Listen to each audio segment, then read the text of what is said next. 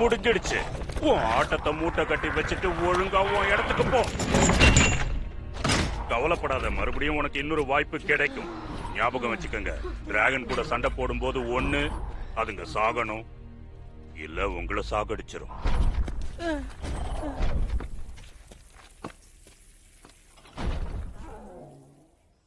சரி, நீ ஏன் என்ன கொல்லல?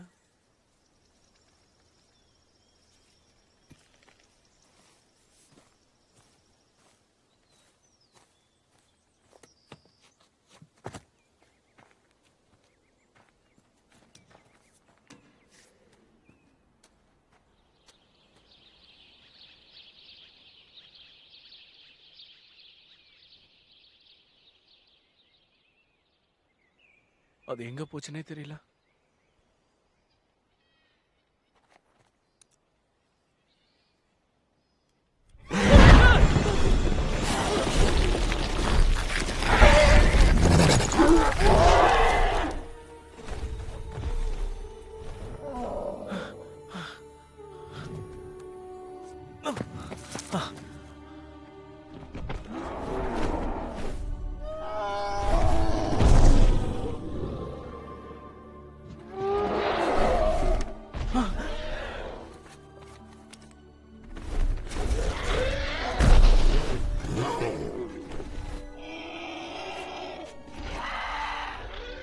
ஏன் உன்னால மட்டும் பறந்து போக முடியல?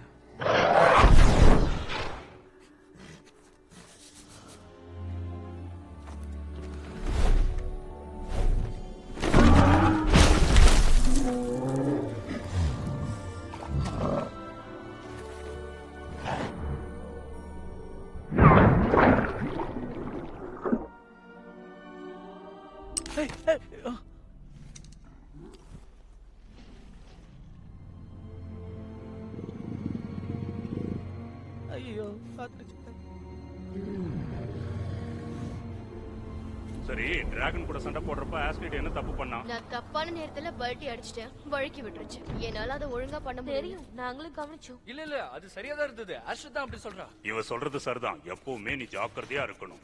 பிக்கப் பண்ண தப்பு என்ன? அவன் சீன் காட்டலாம். இரையாகாம தப்பிச்சிட்டான். சண்டை போட அவன் யுத்த களத்துக்குள்ள வரவே இல்லை. ரொம்ப சரியா சொன்ன ஆஸ்ட்ரிட். இந்த விஷயத்தை பொறுத்த வரைக்கும் நீங்க உங்களையே அர்ப்பணிக்கணும். டிராகன் மேனுவல் புக், ஒவ்வொரு டிராகனை பத்தியும் எங்களுக்கு தெரிஞ்ச எல்லாத்தையும் இதுல எழுதி இருக்கும். ராத்திரில சண்டை போடக்கூடாது, படிங்க. என்னது படிக்கணுமா? அதுவும் நம்ம உயிரோட இருக்கும் போதா? சாக போறோம்னு தெரிஞ்சதுக்கு அப்புறம் எதுக்கா நம்ம தேவையில்லாம இந்த புக்ல இருக்கிற எல்லாத்தையும் படிக்கணும்?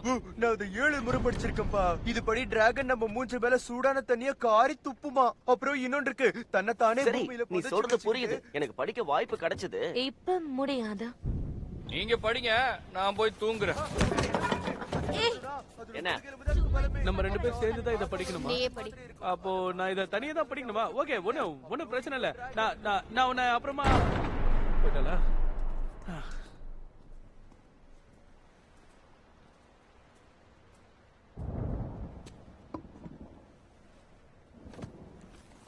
டிராகனை பற்றிய விளக்கங்கள், தாக்குவது எப்படி, பயமுறுத்துவது எப்படி, மர்மங்கள் என்னென்ன. தண்டர் ட்ரம்மா. இந்த டிராகனுடைய வசிப்பிடம் கடல் குகைகளும் இருள் சூறாவளியும் தான். தண்டர் ட்ரம் பக்கத்துல ஒரு மனுஷன் இருந்தானா தன்னுடைய அலறலை வச்சே அது சுலபமா கொன்னுட முடியும். ரொம்ப ஆபத்தானது, பார்த்த உடனே கொன்னுடணும். Timber jack. இந்த பெரிய ஜந்து கிட்ட கூர்மையான ரெக்கைகள் இருக்கும். அந்த ரெக்கைகளை வச்சு மரத்தையே 2 துண்டா வெட்டிடும். ரொம்ப ஆபத்தானது, பார்த்த உடனே கொன்னுடணும். ஸ்கால்ட்ரன். வாய் வழியா தண்ணியை தெளிச்சு எதிரிய தாக்கும். ரொம்பவே ஆபத்தானது.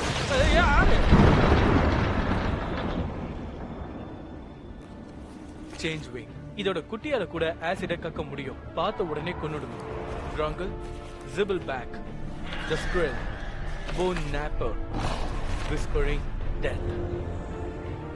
எதிரிய புதைச்சிடும், மென்னு முழுங்கிடும், எதிரிய வாய்க்குள்ள போட்டு மென்னு துப்பிடும். ரொம்ப ஆபத்தானது, ரொம்பவே ஆபத்தானது. பார்த்த உடனே கொன்னுடணும். Night fury. வேகம் கணக்கிட முடியல, அளவு கணக்கிட முடியல. கண்ணிமைக்கிற நேரத்துல உயிரையே பறிக்கக்கூடிய ரொம்ப ஆபத்தான மிருகம். இது கிட்ட நெருங்கவே கூடாது. உங்களுக்கான ஒரே வாய்ப்பு பதுங்கி இருந்து அதோடைய கண்ணில் பற்றக்கூடாதுன்னு வேண்டிக்கிறது மட்டும்தான்.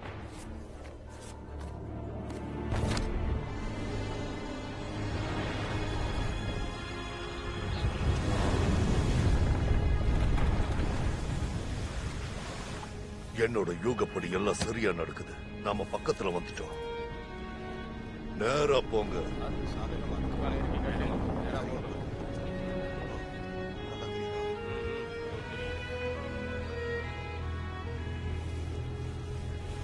பனிமூட்டத்துக்குள்ள போவோம். நம்மளோட இடது பக்கம் இருக்கிறவங்க கவனிக்க. நாம நரகத்துக்குள்ள போகலாம்.